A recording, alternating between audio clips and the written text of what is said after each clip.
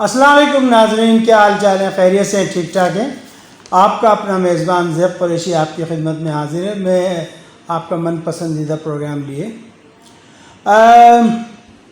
اگر ابھی تک آپ نے ہمارا چینل سبسکرائب نہیں کیا تو اس کو سبسکرائب کر لیجئے، لائک کر دیجئے اور ساتھ ہی ساتھ بیل آئیکن کو بھی دبا دیجئے۔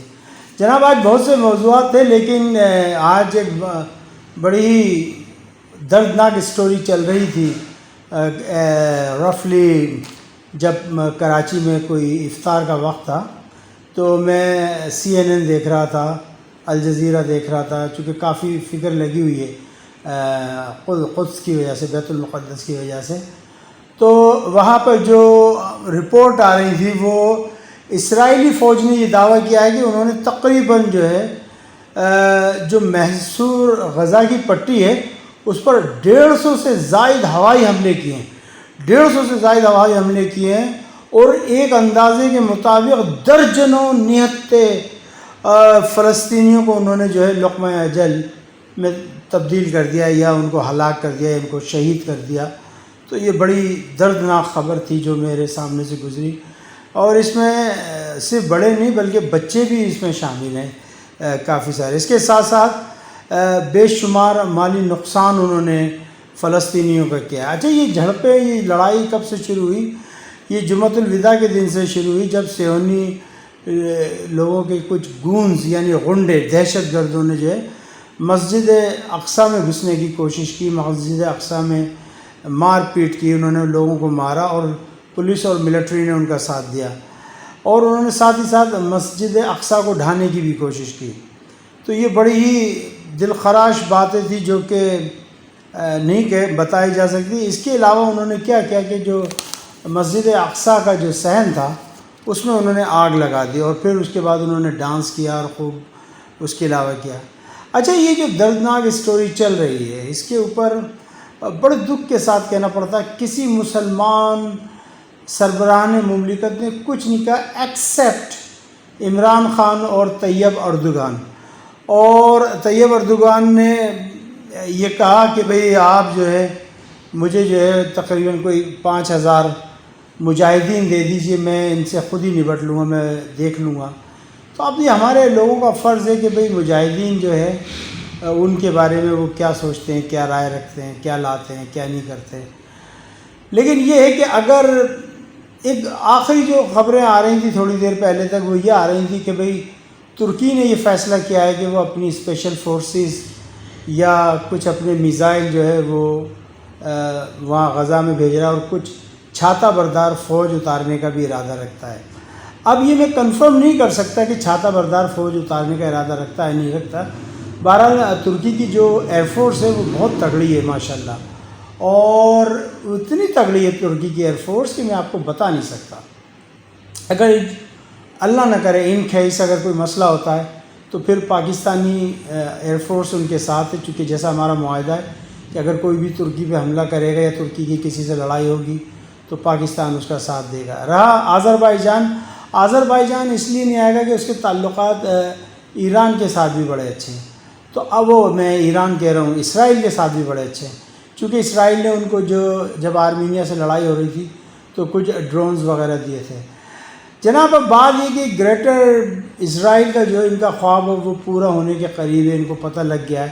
جیسے آج سے تقریباً 26 سال پہلے ڈاکٹر اسرار احمد صاحب نے یہ پیشن گوئی کر دی تھی کہ ڈیفینیٹلی یہ لوگ جو ہے مسجد اقصیٰ کو ڈھائیں گے، پھر یہ عراق، سعودی عرب، جارڈن، یہ سب قبضہ کرتے ہوئے اس طرف آئیں گے ایران کی طرف، اور یہاں سے پھر یہ آگے نہیں بڑھ سکیں گے، چونکہ یہاں پر انشاءاللہ تعالیٰ پاکستانی فوج ان کے صحیح استقبال کے لیے کھڑی ہوگی۔ پھر الحمدللہ ہمارے افغانی بھائی جو ہیں وہ ہیں۔ ابھی کل ہی کی بات ہے کہ ایک خبر میری نگاہوں کے سامنے سے گزری، طالبان جو کہ افغانستان کے طالبان ہیں، انہوں نے یہ کہا ہے کہ بھئی اب ہمیں جو ہے فلسطین کی آزادی کے لیے لڑنا پڑے گا۔ تو بھئی کیوں نہیں لڑ سکتے؟ آپ لڑ سکتے ہیں۔ آپ نے تو پوری دنیا کی فوج ایک طرف تھی اور یہ اللہ کے شیر مجاہد ایک طرف تھے جنہوں نے امریکہ کو جو ہے مٹی چاٹنے پر مجبور کر دیا، اور الحمدللہ کیا خوبصورت انداز میں انہوں نے ڈیفیٹ کیا اور یہاں سے ان کو نکالا۔ تو بہرحال اس وقت بڑی ٹینس پائی جاتی ہے۔ اس کے علاوہ ابھی کچھ اور اطلاعات آ رہی تھیں کہ جی غزہ کی پٹی سے جو ہے کچھ جو ہے میزائل فائر کیے گئے ہیں، الاقسام گروپ ہے، کیا ہے، بریگیڈ ہے، ان کی طرف سے۔ تو بہرحال یہ میرے پاس کنفرم رپورٹ نہیں تھی، تو لیکن سننے میں آ رہا ہے۔ اب سننا تو پھر سننا ہی ہوتا ہے۔ ایک تو آپ یوٹیوب پہ جائیں تو آپ کو بے فضول قسم کی جو ہے رپورٹنگ وہاں ملے گی، بالکل ایتھنٹک نہیں ہوتی، اس کو آپ کہیں سے بھی جو ہے کنفرم نہیں کر سکتے، سوائے دو چار میرے پسندیدہ جو ہیں ویلاگر ہیں، جس میں ایک تو اپنا عمران خان ہے، اس میں ایک ملک صاحب ہیں، برمنگھم سے ہوتے ہیں، انگلینڈ سے، میرے شہر سے ہوتے ہیں۔ اس کے علاوہ صابر شاکر ہے اور اسامہ ہے اور ایک آدھ اور ہے کوئی۔ تو یہ 4-5 ہی ان کی کنفرم رپورٹ ہوتی، میں اور کسی رپورٹ پہ جو ہے نا اتنا اعتماد یا وہ نہیں کرتا۔ پھر اس کے علاوہ AFP ہے، رائٹرز ہے، اس کے علاوہ دیسی کمپنیز ہیں، پھر CNN ہے، الجزیرہ ہے، BBC ہے، اس کے علاوہ چائنا کا ورلڈ TV ہے۔ تو یہاں سے جب تک خبریں کنفرم نہیں ہوں تو میں اس کو آگے نہیں بڑھاتا۔ بہرحال دس از ویری اوتھینٹک نیوز ہے، اور یہ بالکل پکی خبر ہے کہ 150 سے زائد انہوں نے اٹیک کیے ہیں اور درجنوں نہتے بے گناہ فلسطینیوں کو جو ہے انہوں نے مارا ہے۔ تو تھوڑا سا یہ چلیں کہ دیکھیں سن 1948 سے پہلے جو ہے اسرائیل کہاں تھا، کہیں نہیں تھا۔ چھوٹے چھوٹے سے اسپوٹ نظر آتے ہیں، 1-2 بستیاں۔ پھر جب جرمنی سے آئے ہیں یہ، جب ہٹلر نے ان کے ساتھ لڑائی کی ہے، تو جب یہ یہاں پہنچے ہیں تو انہوں نے پھر بستیاں بنائی ہیں۔ پھر 48 میں انہوں نے کلیم کر دیا کہ جی ہماری ایک الگ اسٹیٹ ہے، تو پھر انہوں نے الگ اسٹیٹ شامل کر لی۔ پھر انہوں نے 1967 میں عرب وار لڑی، بیت المقدس چلا گیا مسلمانوں کے ہاتھ سے۔ پھر 72 میں لڑائی ہوئی۔ پھر ان کا جو جی میں آتا ہے یہ کرتے ہیں، کوئی ان کو روکنے والا نہیں، کوئی پوچھنے والا نہیں ہے۔ پھر شیبہ فارم پہ قبضہ کر لیا، گولان ہائٹس پہ قبضہ کر لیا، پھر لبنان میں گھس گئے۔ لبنان میں کوئی 10-11 سال رہے، وہاں پہ بڑی مشکل سے ان کو نکالا وہاں سے۔ پھر 2006 میں پھر انہوں نے لڑائی لڑ لی، پھر پنگا لے لیا ہے حزب اللہ کے ساتھ، اور حزب اللہ نے ماشاءاللہ جو کہ ایک پراکسی وار لڑ رہی تھی، اسے بہت اچھی طریقے سے ان کو جو ہے ان کو چاول چکھائے، لوہے کے چنے چبوائے تو پتہ لگا۔ ابھی بہرحال دیکھیں ابھی اسرائیل جو ہے کہاں سے لڑ رہا ہے۔ اسرائیل ایک تو شام والی سائڈ سے لڑ رہا ہے، شام پہ پھر اس نے جو رشیا کے جو اڈے ہیں ان پہ حملہ کیا، تو یہ رشیا کا بھی دشمن بنا۔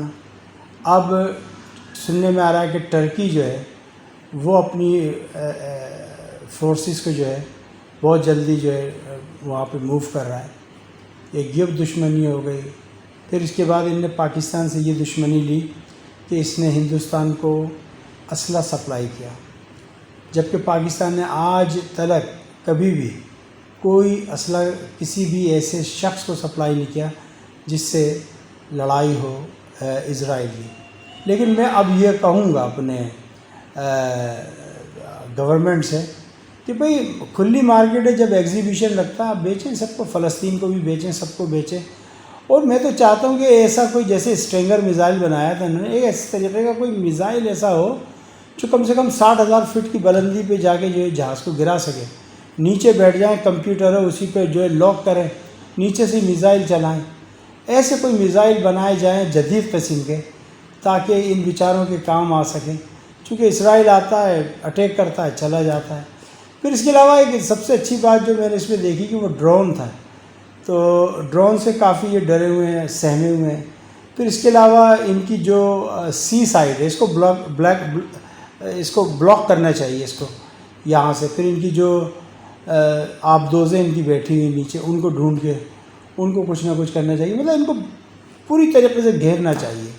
اور جب بمباری کرے اگر ٹرکی، تو اونے پونے نہ کرے بلکہ ایسی بمباری کرے کہ ان کے جو ایئرپورٹس ہیں، ان کے جو جہاز ہیں، کھڑے کھڑے وہیں تباہ ہو جائیں، جیسے پاکستانی پائلٹوں نے آدم پور اور پھلواڑہ میں کہاں پہ کی تھی سن 65 کی جنگ میں، تو وہ والا حساب ہونا چاہیے۔ تو یہ رہی بات۔ آج عمران خان جو ہے سوالوں کے جواب دے رہے تھے، ان کو میں نہیں لانا چاہتا، لیکن وہاں پہ کسی نے فلسطین کا سوال کیا تھا، انہوں نے کہا کہ نہیں، ہم اس کی مذمت کرتے ہیں، ہم نے شاہ محمود قریشی کو کہا ہے کہ آپ ٹرکی کے جو فارن منسٹر ہیں ان سے رابطے میں رہیں۔ تو یہ تھی بات۔